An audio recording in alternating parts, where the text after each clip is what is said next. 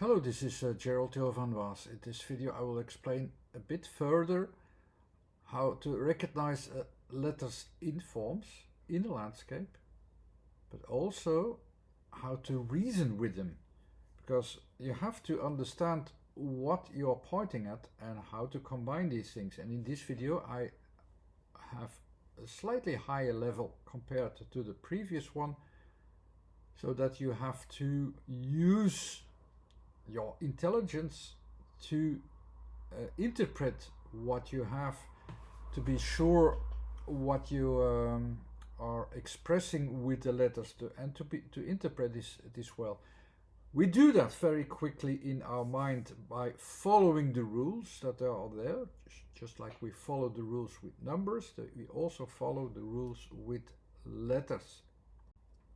And I add one letter to what I already explained. I have this very simple landscape, kindergarten landscape, in which you learn to recognize the letters. And I already had in the previous video the vowels and two sorts of consonants with its variation that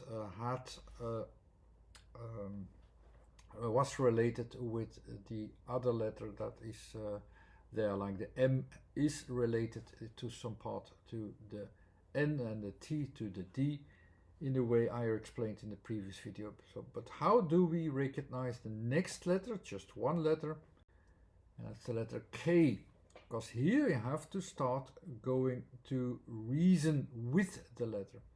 The K, in simple terms, is a breaking point, but it's a breaking point in all kinds of way.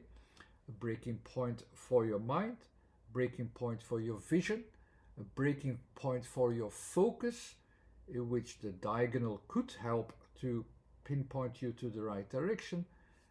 It's also a breaking point of dimensions, because in a way you cannot focus any longer in one point. You have to look for a second point to be sure that you are following the logic which is available there. So you don't see it immediately into one point anymore. The second point is unknown at a certain point, so you have to fill it in, and that makes it a bit more difficult. So you can't see it directly anymore, you can't focus directly anymore, so you have to look for the indirect access point, let's say.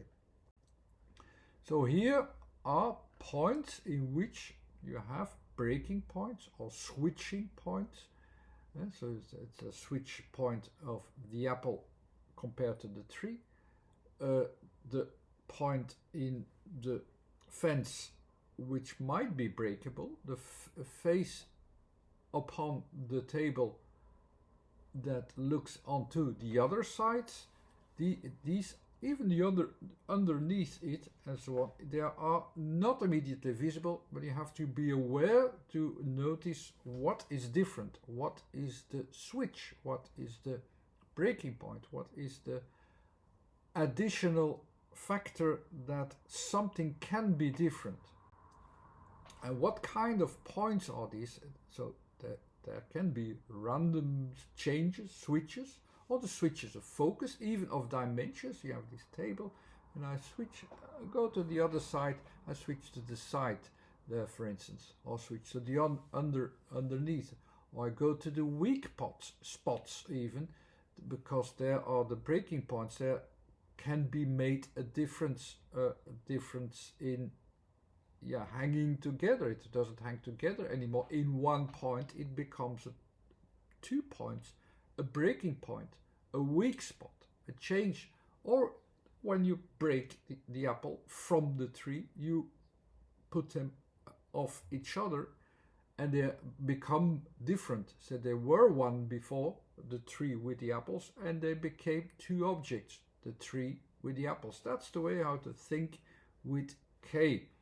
If you know this, if you understand this, you will recognize the K everywhere, and you know how to think with it.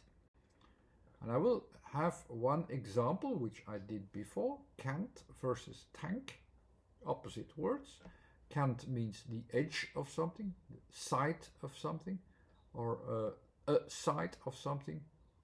And I will try to recognize it. I will start with KANT, or the edge, or the side. Where are they? You know, of course, where the sides are. But we just go with the, not the complete word. We start with KNA. In its most simple way, which is one-dimensional, because K is one-dimensional, A is one-dimensional. In its most simple way to see it, you have the breaking point with the flipping point, so that you have to see it from another side. It goes actually from one center to the realization that there is a flip side to the things. So we consider that at some point that there is a flip side, and mostly when the word is longer, you will also go to one of these flip sides, of course. K on its own is just the realization there is a flip side story to the things. K is also the question, of course. You can go to flip sides anywhere. You can go to the flip side of all the sides of the table. You can go to the flip side of the situation, or if a fence is open or not open, or is broken or not broken, even on the tree, or from the apple and the tree, that they are connected or disconnected. These are the flipping sides, the breaking sides, the breaking apart sides that you have with K. Just go to the A parts, some of the A parts that we had on the table. Let's go to that one, that's most easy. You have the A side, it's all the sides are A, are a separate entity, a separate place. There's a placement on top, on the sides, or before. We have some of them here. With can, N we know already from the previous video. You need two focuses, you need a difference, and you say, okay, I take the different one.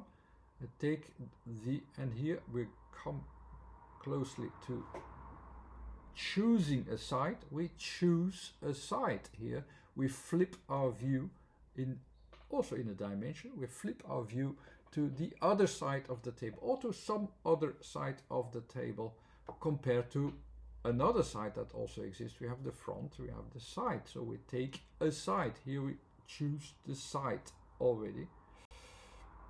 And with the T, which is about placement into one point of focus, guided by the vertical, we have that point that we realize, okay, we take a side. And even in one dimension, we take a side of the two flip sides that they are. So we choose actually the answer in the question, that you say, okay, what do you choose, yes or no? And we make a choice, we choose a side.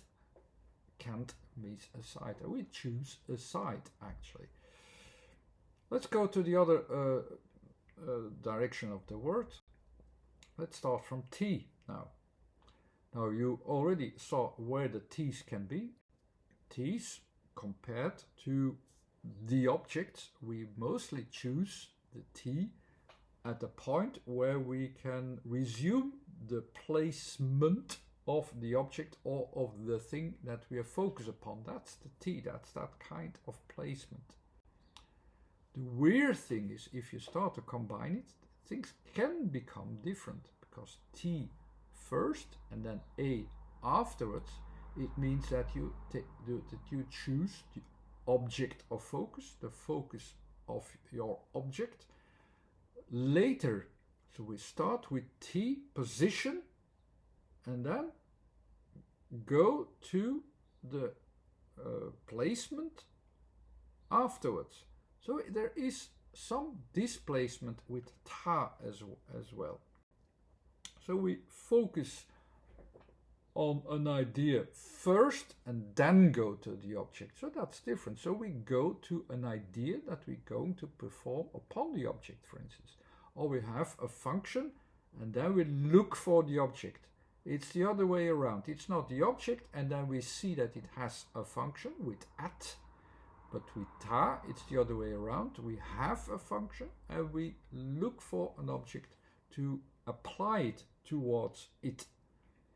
So here we have ta, it is a distance from the object, from the place. Then the n has to be something in between that we take out that we can think is interesting, a partial taking out, a part that we can take out. In the object of the tree, if we do that there with the apple, and we take out the in-between part, it reminds me a bit of the word taint, or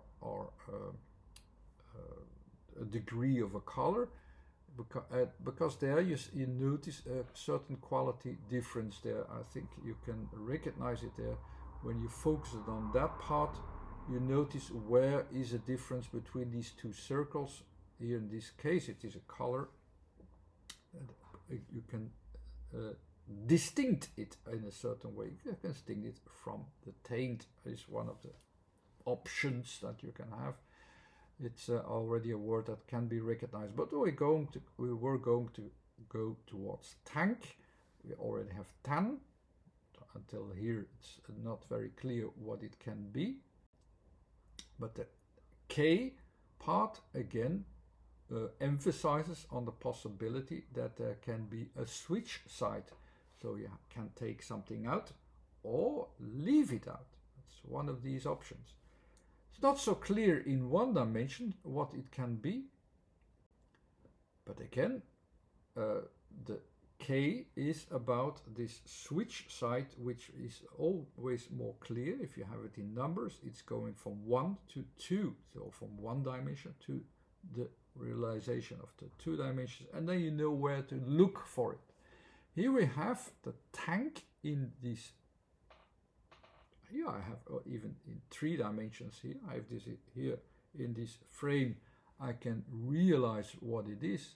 I have an object within this 3-dimensional frame which is filled in or not filled in. That's how I can have it. That's the tank. So the N is what I can take out or what I can leave out or not take out because of the K. So the tank with the N can be filled in or it cannot be filled in and be emptied even in that way. And that's how the word tank can be recognized in letters. But you have to interpret it a little bit. And I guided you through the process how to do so. And you can do so. You can repeat what I did, I think, without any problem. I hope this was helpful as an educational tool to recognize letters in the words which exist there, which are there, which we follow with our mind very quickly because they are the most logical thing to do. Thanks for watching. This was Gerald Overmast. Until the next time. Thanks again. Bye.